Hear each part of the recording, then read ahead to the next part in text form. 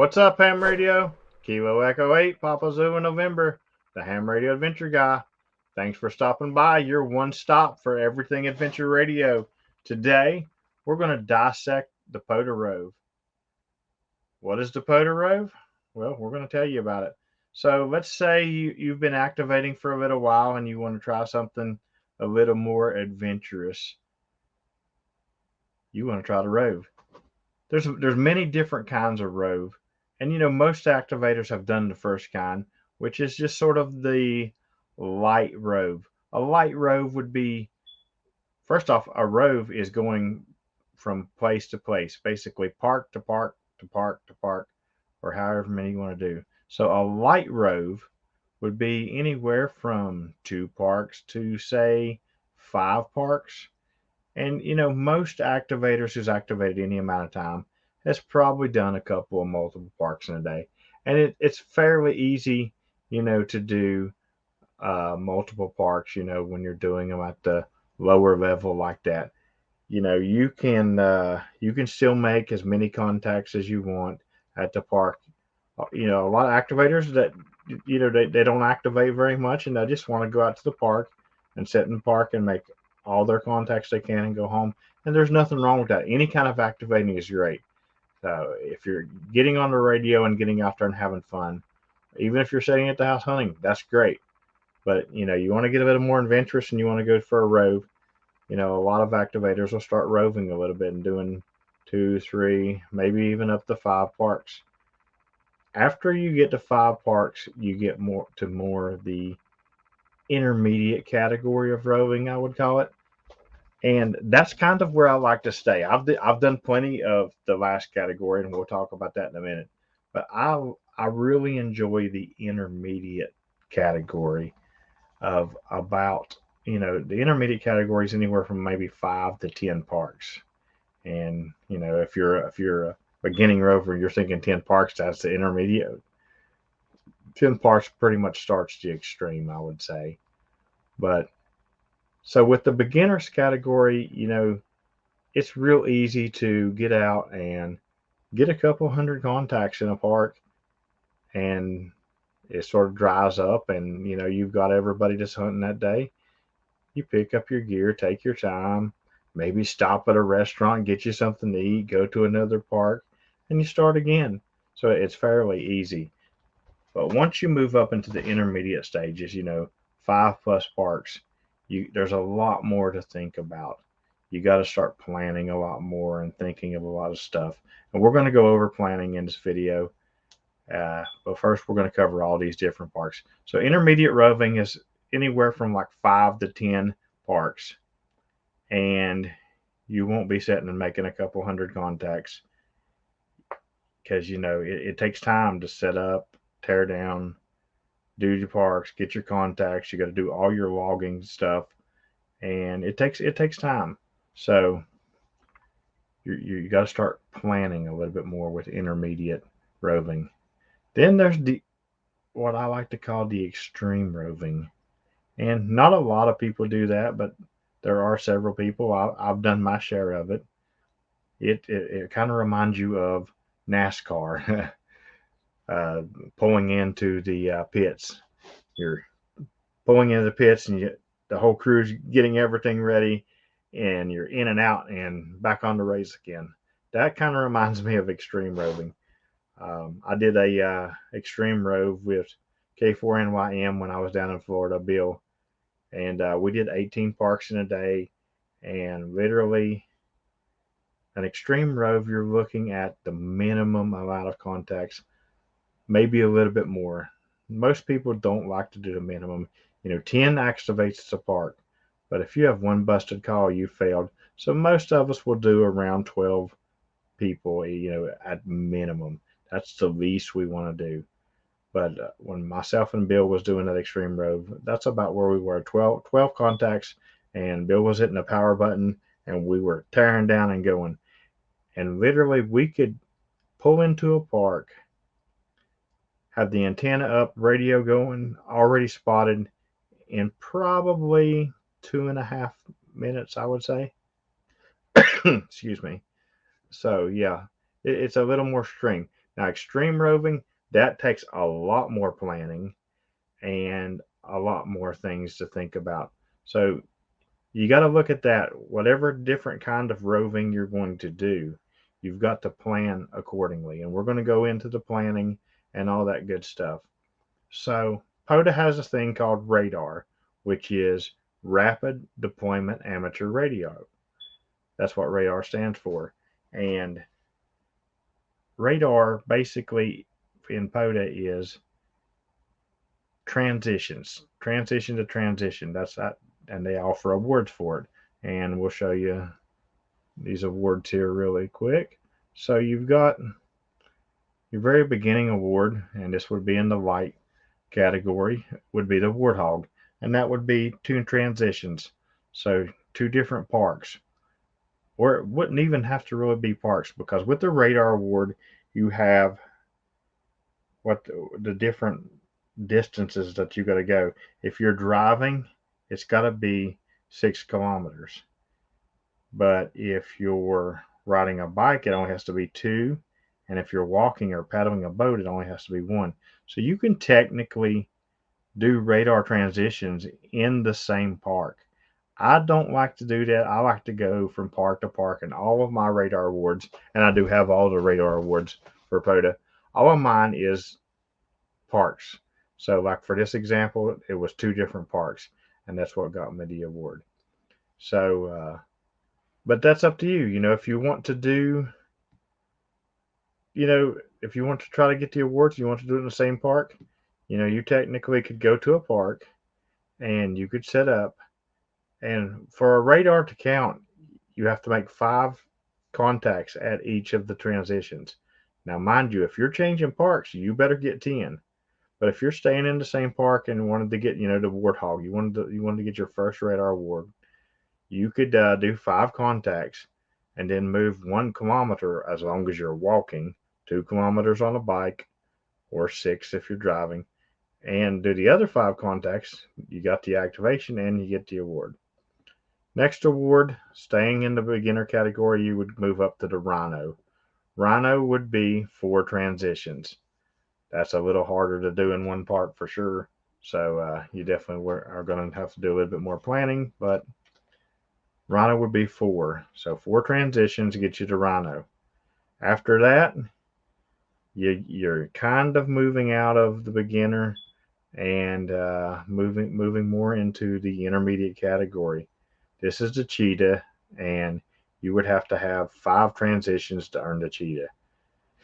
This is where your average POTA activator seems to slow down a little bit, and this is the last radar award a lot of people will get, is 5 transitions, because they seem to start thinking it gets a little harder. I myself don't think so, but I'm a little bit of an extremist. So 5 parks, and 5 parks, if you're not prepared and not planned, 5 parks could take you all day, because an average activator, I've seen activators take 15, 20 minutes, even 30 minutes to set up. I don't take that long, but everybody does their activations differently. So after you go to the Cheetah, you're going to move on to the Ostrich, and this is going to be 7 transitions. 7 transitions is definitely in the intermediate and getting a lot harder. You got to start really thinking about planning and stuff like that when you get to 7. So Ostrich, you really want to start upping your game in your planning and prepping time more than you are thinking about activating. You think about planning and prepping if you're doing that. Even the last one, the Cheetah, would take quite a bit, but the Ostrich for sure, you definitely want to start doing that. After that, we're going to move to the next one, and that pretty much would fall in the extreme. You're moving to the Leopard, and this is 10 transitions. So if you're doing 10 parks in one day, now, mind you, I say 10 parks in one day, twofers will not count for a transition in a radar award. And we're going to talk about twofers and stuff like that here in a little bit when we're talking about prepping. But that's just for roving for like numbers, unique parks or something like that. But as far as transitions, you have to literally make the transition between each one. So 10 in one day is it starts to get really really hard, and you got to start prepping a lot for stuff like that. So you definitely want to up your game if you're going for the leopard. And then finally, your last radar award, you've got the line, and this is 12 transitions. I tell you, this award's not easy. And the day I got my line, I actually did, I think, 19 activations. But still, this is not an easy award to get. I, I'm a little to the excuse me, to the extreme side. Of course, I only had to turn in 12 activations to get this, but 12 is hard, and it can take a lot of time. A lot of people. I mean, think about it. If you take 30 minutes per park, and even if you're only driving 30 minutes to the next park, you're looking at 12 hours in the field doing nothing but activating and driving. So that doesn't count eating or anything like that. We're going to cover all of that in preparing for the Rove and stuff like that. But I just want to make you aware, and when you're thinking about stuff like this, exactly what you're up against and stuff like that. Okay, so we've covered the different kinds of roving, and roving doesn't have to be for radar awards. A lot of people do roving for if you're chasing unique parks, and you're going to a different area. Say you're going on vacation, and I did a lot of roving when I went down in Florida after Hamcation. I would go out and try to do as many parks as I could and stuff like that. So that's where twofers and stuff like that come into play. So roving can mean anything. One thing roving really helps you for, as well as radar awards, is emergency preparedness. So if you're doing emergency preparedness and there's some kind of disaster and you're out working for the Red Cross or something, you may have to sit up in this area, and in a couple hours you may have to move and go to another area, and this kind of helps you prepare for that as well. So it's not just about the fun, it's about preparing for what ham radio was really meant for to start with, emergency preparedness and helping things out. So you got to keep that in mind, that you're actually helping yourself prepare for stuff like that as well, and that's always a good thing. And if you don't know about emergency preparedness, you might want to check with your local club and check out some of the different programs that they have for that, because it's very useful and it's very rewarding to do. So make sure and check that out. All right, so now we're going to talk a little bit about preparing. So I'm going to bring this up really quick here. I'm sorry. And all right, so right here we've got the regular Pota map. This is a map of one of my places that I've roved before. I really enjoyed this specific rove, and because that's what I do. I will be going like the night before, like a Friday night, and I'm like, where am I roving at tomorrow? And I'll just start searching the map and start looking for places that look good to where I can get a bunch of parks that I haven't got and stuff like that. So this is Garrett County, Maryland. All of these parks that I'm going to, well, in this relatively uh, decently sized area, but not too big, is Garrett County.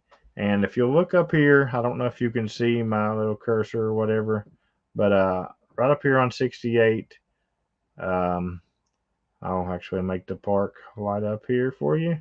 So this one right here, Kilo 6400, that was my starting point that day. And from there, I went down 68 and caught this one over here, right here. That was my second one. And from there, I started going down. And this one, this one, to this one, to this one, to this one. Anyway, right here in this general area of Garrett County, there is like 12 parks. And you can look at the POTA map here and kind of get some sort of ideal of which way I'm going to drive and what you're going to do, and you can actually sort of blow up the POTA map and see, get a fairly good idea of, well, this is the roads that I'll take and this is what I got to do and stuff like that. But you're not going to learn everything about the area that you may necessarily need to do to like do 12 parks.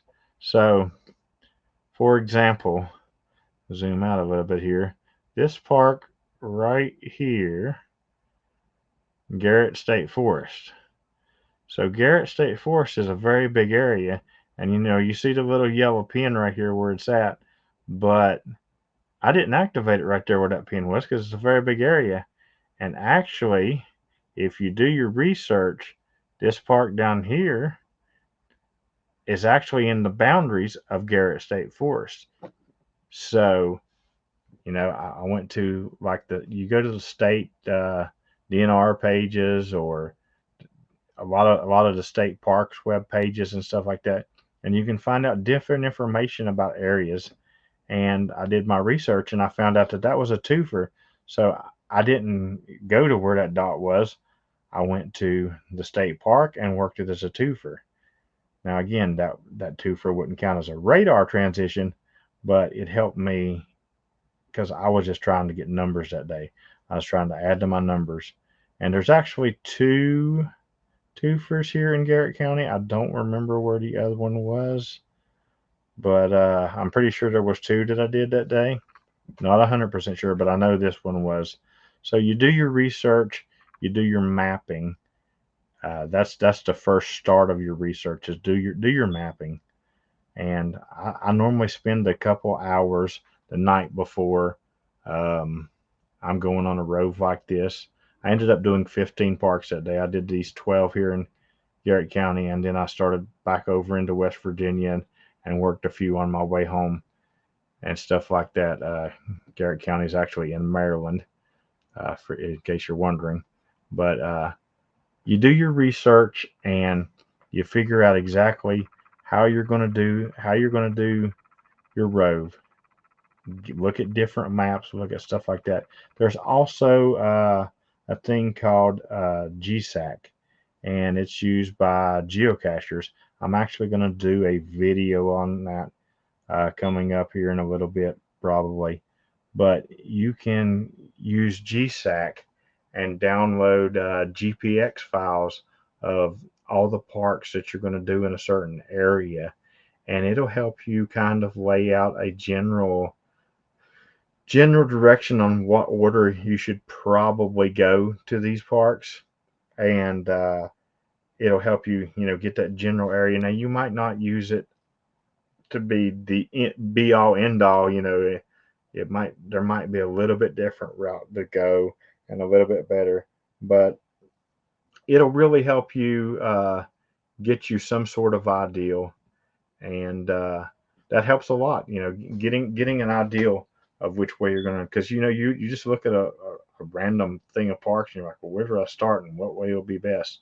Like for example, I'm going to do Delaware in a week, sometime June, July, August, sometime this year. But uh, I'm doing a lot of research because Delaware in a week, that's a lot of parks to do in a week, and I want to lay it out best.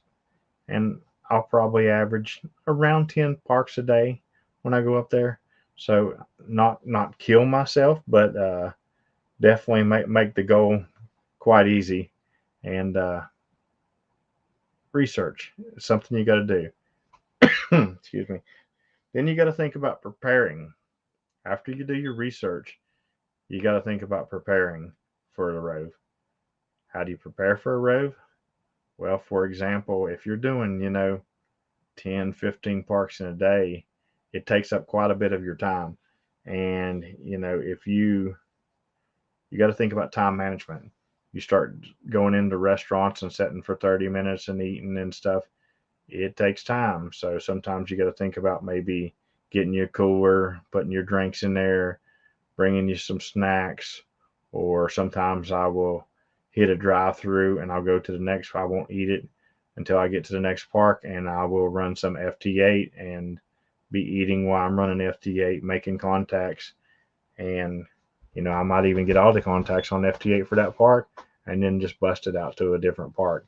So you got to start thinking about, what am I going to eat? What am I going to drink? Where am I going to do this? Where am I going to do that? You got to think all this stuff out, because you can't just do it on the fly, because you'll end up losing numbers. I've been out on roves and say I'm going to get this many parks before, and I don't prepare certain things, and they don't happen. So you got to think about stuff like that. Another thing I would suggest is the night before is do you a checklist of every single thing you're going to need on that rove. Do I got my radio? Do I got my microphone? If you store your radio in a box, and so you unplug your microphone. Do I got my microphone? Do I got my coax? Do I got my extra coax? Listen, two is one, and one is none when it comes to this stuff, especially certain things. Coax does go bad. I like to have an extra thing of coax with me. Do I have an antenna tuner if I'm using a non-resident antenna? Do I have do I have my battery? Is my battery charged? Is my battery fully charged? Because you want your battery fully charged going on a rove. Now, speaking of charging your battery, people's like, well, you can take a solar panel. All right, well, if you're doing an extreme rove and you're in a park, maximum, even doing setup of 15 minutes, most of the time I'm not even there that long when I'm doing an extreme rove. Because like I said, an extreme rove, you're 12. I may go as high as 20 contacts and then out. So you're not going to get a whole lot of sunlight into a solar panel. So one thing I like to do is I take this with me. It's made by Paradigm Radio. I actually did a review on this. This thing is extremely handy, and in between parks, I will plug my battery. It has both connectors for the battery, power pole or the other. So I will plug my battery into this thing in between every park and keep my battery topped off. And I've did 19, 20 some parks in a day and never had an issue with the battery going dead when I use this. So it's really, really handy to have something like that. You might have something else that you might be using to charge it. I don't know. Different people have different things, and I don't know how they work. I can vouch for that. It does work. Also, antennas. Typically, when you're doing a big rove like that, you're going to be using something off the car, ham sticks, or I use the Eagle One. Something you throw right up off the car, and you just make it happen. But there are some parks where the parking area is not considered part of the park. You'll see it right there on the fences. Boundaries start on this side. So you got to have something that you can, if your coax is long enough, maybe you can still throw it up. But if you have a portable antenna, why not bring it? So what I typically do is, well, I've got about 4 antennas with me most times, but I like to use my buddy stick, and I'll go throw it up in the boundaries, and I'll start activating with it. So you got to do your checklist. Make sure you got everything you need, extras. Make sure you got connectors. Make sure you got tools in case something pulls loose and you got to put it back together. You never know what you're going to need, so make sure and have it with you. You're doing a rove, so you're going to be in your vehicle. It's not like you're doing a hike and you got to pack all this stuff. So it doesn't matter if you take a little bit of extra stuff when you're doing a rove, because again, you're in your vehicle, and it's better to have it and get the activation done I've been out in the field and need things before, and it just sucks. So make your list, part of your preparation. Bring your food, part of your preparation. Do your mapping research, part of your preparation. Other than that, it's time to go out and do the rove. So you've got your plan done. Gas up the night before. Another thing in prepping for the thing, I like to. Okay, so I see I'm going to do 15 parks. I like to go ahead and create, because I use N3FJP. I'll create all my logs for those parks. That way I just have to load that right in, and I don't have to do all the typing and stuff the next day for setup. Yeah, it's seconds, but seconds add to minutes, minutes add to hours. So get everything done, get everything set up, and then go out and have fun. Get out there and rove a little bit, do a little bit of activating, get you a bunch of unique parks, and have a bunch of fun. That's what ham radio is all about. Yes, it's good practice for your emergency preparation and stuff like that, but ham radio is about having fun, and that's what we do here at the Ham Radio Adventure Guy. We have fun and we get a little bit adventurous, and it's not your grandpa's ham radio, as I like to say. Anyway, if you like this video from the Ham Radio Adventure Guy, click up here in the corner and watch another one. And while you're at it, click down here in the corner and subscribe. Make sure and follow us on all social media sites. And check out our Patreon, where we get really interactive with you. You can ask any of my Patreons.